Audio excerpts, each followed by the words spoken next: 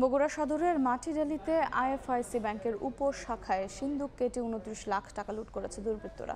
এই মুহূর্তে সেখানে আছেন সহকর্মী আব্দুল আওয়াল, সরাসরি যাচ্ছি তার কাছে।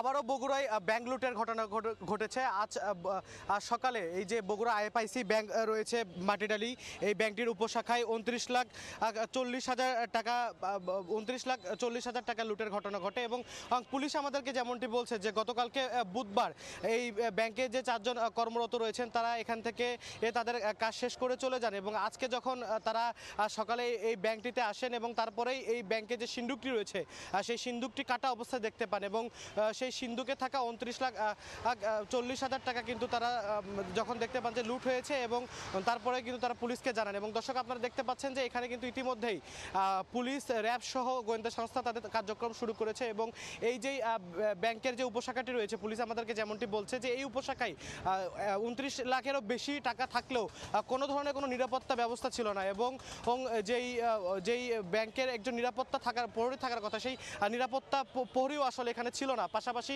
এই ব্যাংকের এই দ্বিতীয় তলায় যে ব্যাংকিং কার্যক্রম হয় তার উপরেই যে ব্যাংকের ছাদঘর রয়েছে সেখানে এই ছাদঘরের গেট কেটে কিন্তু আসলে এই অর্থ লুটের ঘটনা ঘটেছে এবং সেই ছাদঘরের যে গেটটি সেখানেও কিন্তু কোনো ধরনের কোনো তালা ছিল না।